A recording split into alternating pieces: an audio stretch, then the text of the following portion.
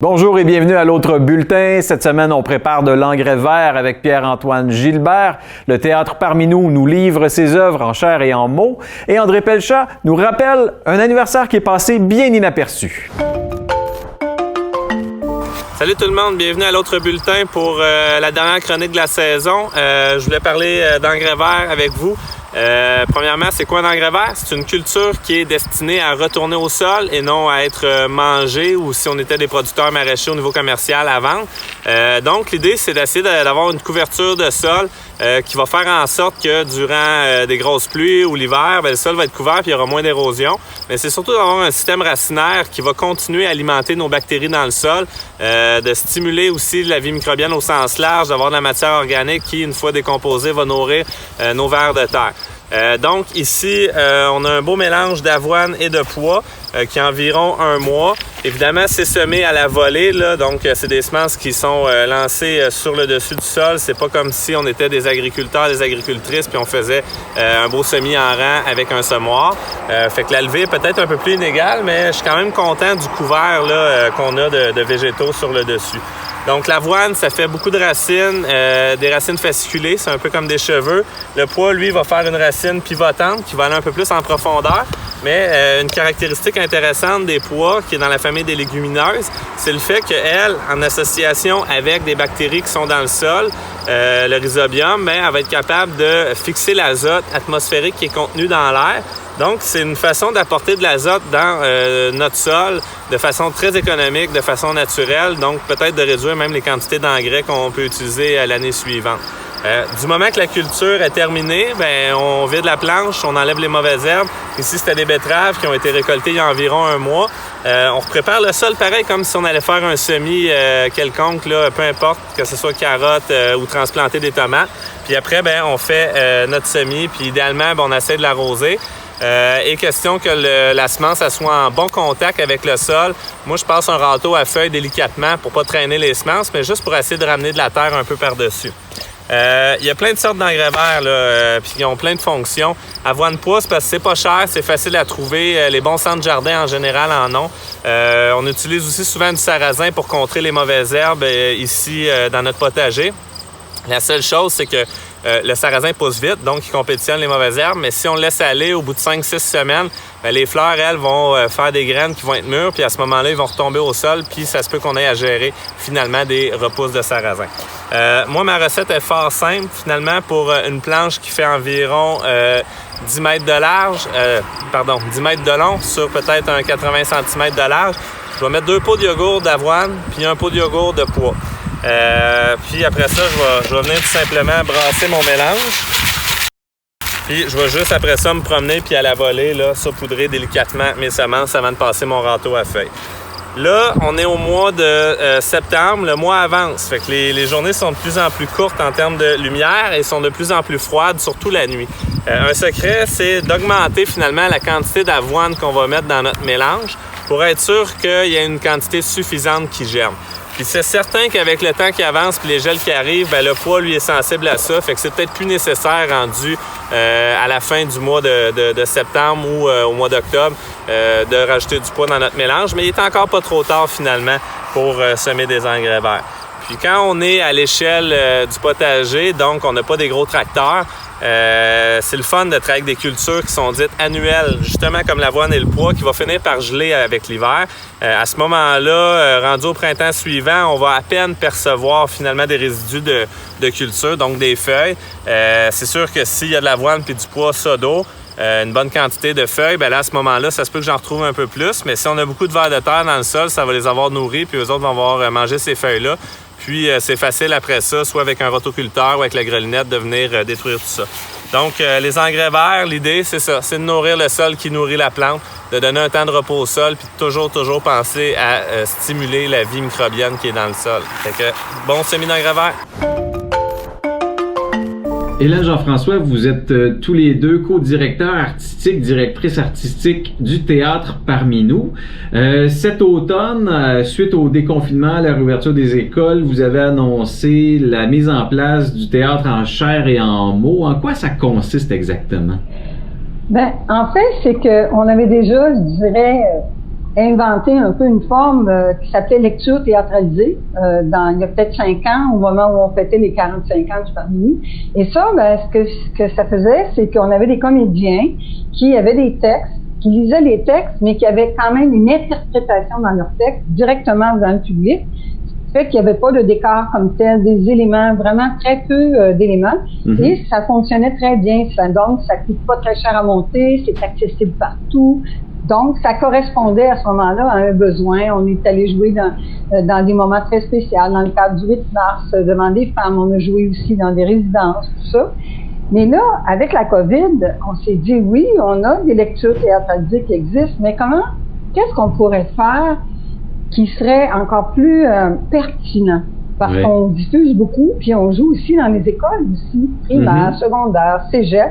Et là, on s'est dit, étant donné que ça devient très compliqué d'aller dans une école, puis que là, tu arrives dans l'école, puis là, il faut que tu sortes ton matériel, ton décor, ton son, ton éclairage, que tu aies plusieurs comédiens, et que là, avec ça, quelles mesures tu prends?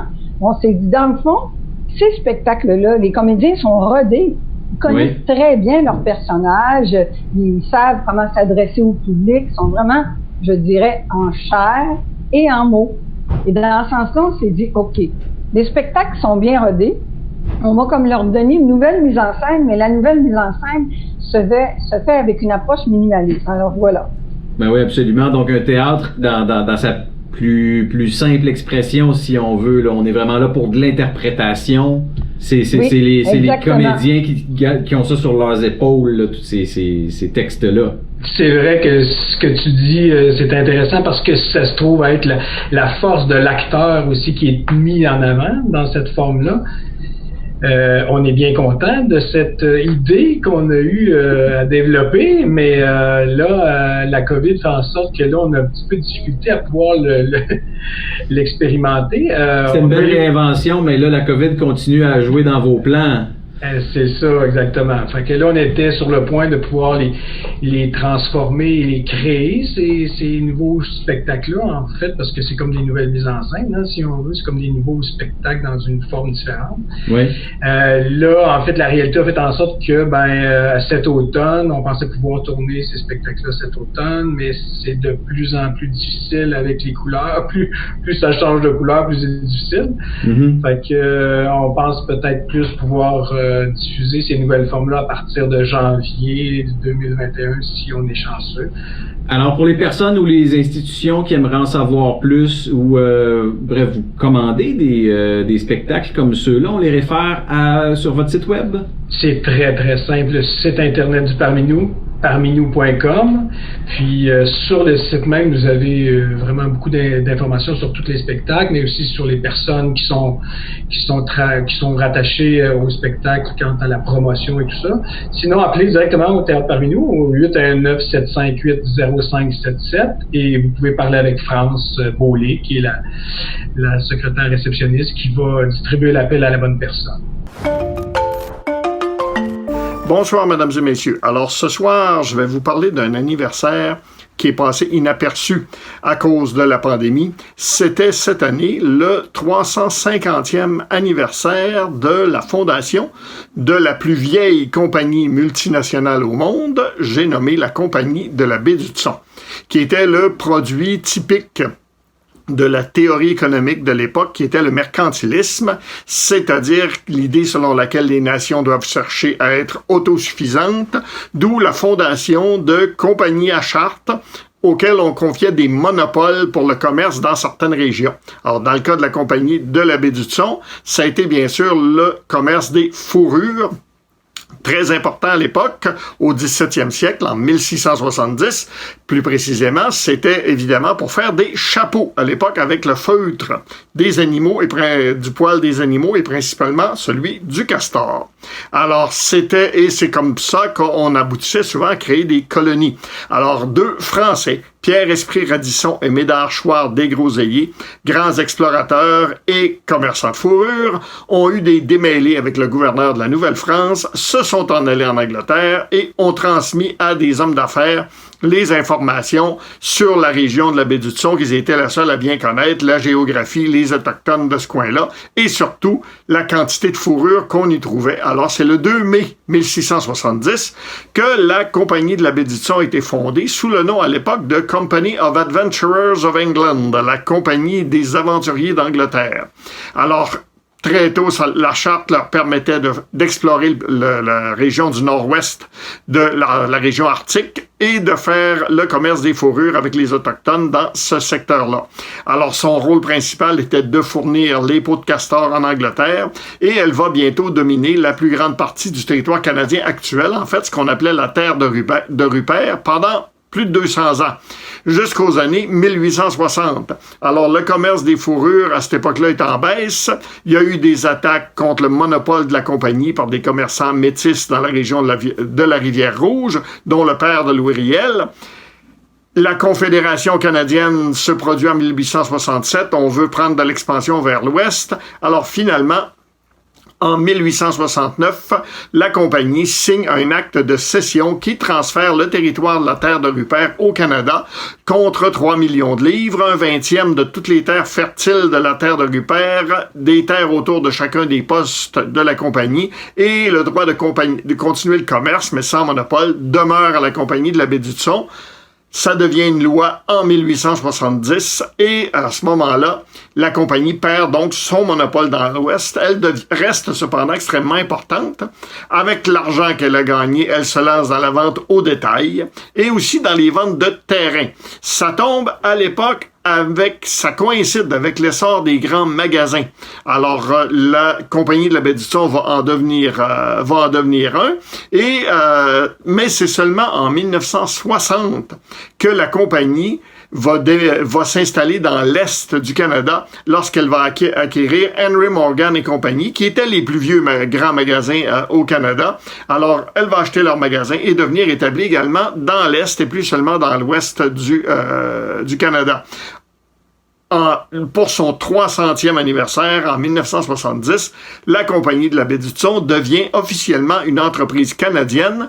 Elle était jusque-là légalement une société britannique. Elle devient une société canadienne et elle installe son siège social à Winnipeg pour le déménager à Toronto en 1974.